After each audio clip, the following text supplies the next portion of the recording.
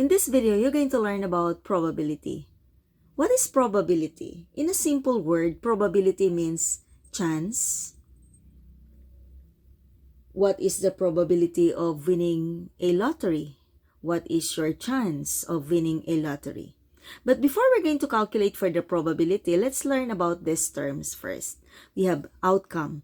Outcome is the result of an experiment. So what is this experiment? This can be throwing a die or flipping a coin.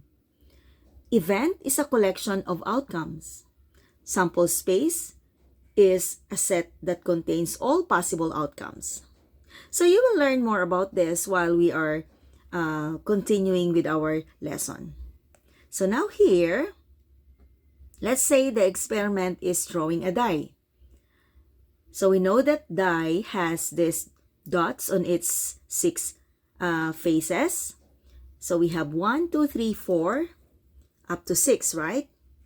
So here means that if we're going to throw a die, there will be a possibility that the face will show the 6 dots or 2, 3, 4. So these are the sample space. So we can have 1, we can 2, 3, 4, 5, 6.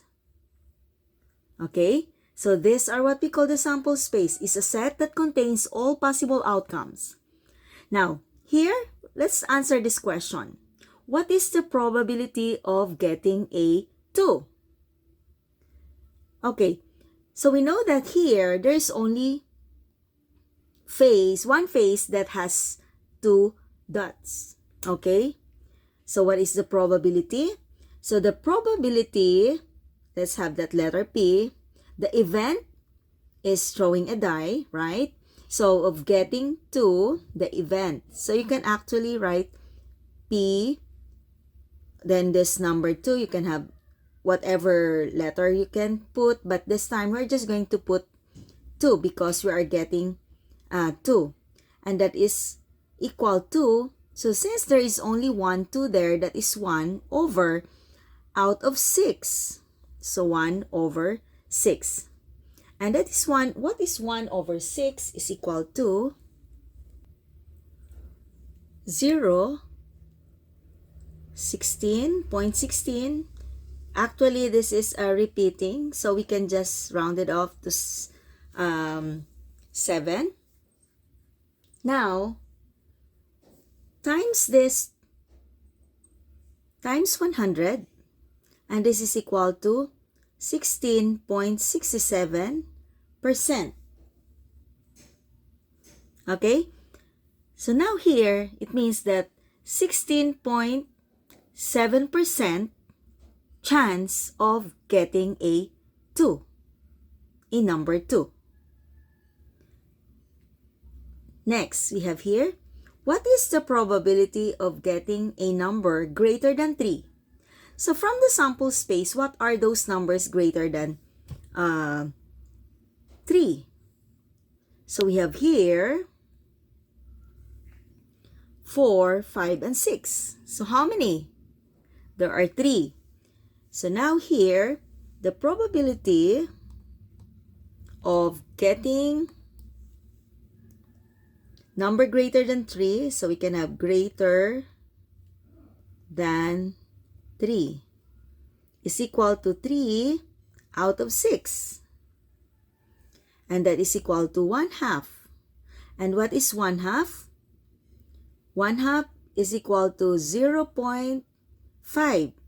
So times 100, this is equal to 50%. Which means that 50% chance of getting numbers greater than 3. Yes, because there are 6, so numbers greater than 3, 1, 2, 3, and less than, and we have here 1, 2, 3, so 50-50. So 50% chance of getting a number greater than, or numbers greater than 3. Okay, now, what is the probability of getting even numbers? So how many even numbers there? So 1 to 6, so 2, 4, 6. So here we can have even numbers. and that is 3 also. There are 3 even numbers out of 6, and that is also equal to 1/2, or that is 0.5, and that is times this, times 100, this is also equal to 50%. So 50% chance of getting an even number if you are going to roll a die. Now here, probability of an event, we can now say that to find the probability of an event is equal to the number of favorable outcomes divided by total number of outcomes. So number of favorable outcomes, like even numbers, so 3, and then total number of outcomes, this is the sample space. So you need to know first the sample space. Total number of outcomes, that is equivalent to the sample space. Now you notice here, the result here are greater than 0, but less than 1. The probability of an event is always greater than or equal to 0, but less than or equal to 1. Okay? Which means, if the result is 0, it means it never happened. If the result is equal to 1, it means always happened. It means 100%. Okay? Now, let's have another example. What is the probability of getting, still in throwing a die, what is the probability of getting 2 or 6? So 2 or 6, so it means 2 out of 6. The sample space is 6, and that is 1/3.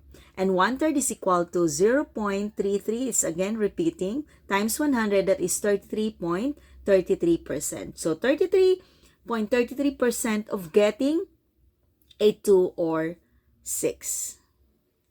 So that is about how you're going to calculate the probability. Thank you for watching, and see you in the next one. Bye!